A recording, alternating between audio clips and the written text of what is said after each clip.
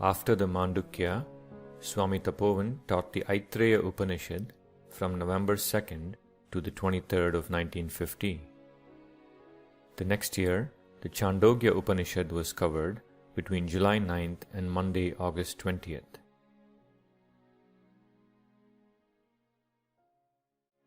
Text after text, the studies continued through 1951. The diligent disciple would take careful notes and mark the dates on which these classes were taken.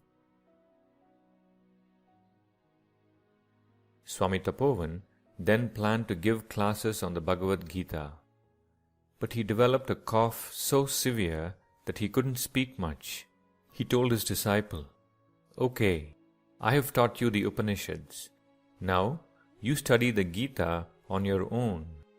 If you have a question, we will discuss it." And with these words would end Chinmaya's studies from a textbook with Swami Tapovan. But the learning did not stop there. He would spend another 6 years communicating with the Master regularly. As the months passed, Swami Chinmayananda's sadhana reached new heights. Swami Govindagiri would recall, Chinmaya practiced a highly intense sadhana all during his period of study with Swami Tapovan. I often saw him sitting all night in meditation, in a quiet corner of the forest, or sometimes on a boulder besides the Ganga. At one point, Swami Chinmayananda decided that even the proximity of the ashram and its disciples was a disturbance to the solitary existence that was much needed for quiet meditation. Very early in the morning, he would venture deeper into the forest and then meditate in complete solitude. A student concerned for him informed Swami Tapovan. The Guru sent a student to find him. "Chinmaya, never forget that the peace you are seeking is within," he cautioned him. "The few noises and irritations you have around here are only the Lord's way of tuning you to the silence within." As the wisdom began to glow within him, Swami Chinmayananda was bubbling with enthusiasm. He was never intimidated in sharing what he learned. He began to correspond extensively through letters to family members and other seekers. Silently, his Guru observed his student. Although Swami Tapovan was not one to compliment his students directly, he would often tell others, "Chinmaya is very intelligent." But when he talked to a student directly, he would always find ways to eradicate that student's ego. "Chinmaya, you are so carried away by the non-dual philosophy. In the morning, you are studying the non-dual reality in the Mandukya, and yet at 4 p.m., you are in duality writing letters." Nevertheless, Chinmaya continued, unable to stop himself from sharing the exhilaration that he was experiencing. He was also blessed with a divine flair for a brilliant choice of words in his almost poetic writings. One entry from his journal that year in Uttarkashi is a perfect example of this.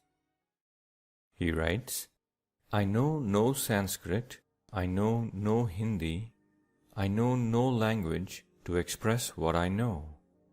In brief, I know that I know not how to make you know what I know.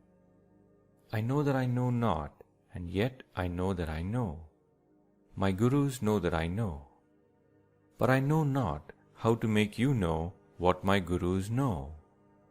Knowledge is unknowable, and yet the unknowable becomes known when a knower explains it to be the knower's own self, which illumines for him the very urge to know. Serene in the recesses of the bosom, when knowledge comes to know itself, the wisdom light is one homogeneous whole, in which the unknown becomes known, without the distorting intervention of the knower knowing the knowledge. In short, unless you are ready to take a plunge into your own within and move up beyond the mind and the intellect to the very source of light, power, and wisdom, I know not how to make you know what I know. At Gangotri, as the Ganga makes a wide turn, it cuts out a small peninsula. Embraced on all three sides by the holy river, this was the favorite spot for the holy men in the area to sit out in the sun and discuss Vedanta. These so-called wise men would debate for hours, competing with each other to show their vast intellectual knowledge. Swami Chinmayananda would describe this. We called it Fakirstan, or place of the wise. There, the elderly Mahatmas discussed Adi Shankaracharya's commentaries amongst themselves and asserted vehemently some conclusion or the other, often without much logical argument. And it was out of court to interrupt the divine prattlers. I was often snubbed by them as one who will never understand Vedanta. These daily discussions gave me a peep into what these Mahatmas were saying in the cities and how much their words must be wrongly affecting the educated thinking class. I was terribly disappointed, and slowly I left them for my own personal reflections and meditation. It was after one of these encounters, while he was sitting on a large boulder on the banks of the Ganga, that Swami Chinmayananda had a flash of inspiration. It seemed as if Mother Ganga was saying to him, "Son, don't you see me? Born here in the Himalayas, I rush down to the plains, taking with me both life and nourishment. Fulfillment of any possession consists in sharing it with others." At that moment, Swamiji knew his life's calling. Filled with ecstasy, he decided to take the truth of the Hindu scriptures to his fellow countrymen, not straight out of the book, but exactly as taught by the Guru and realized by the student. He thought to himself, why should Vedanta only be taught in holy places and only to a select few?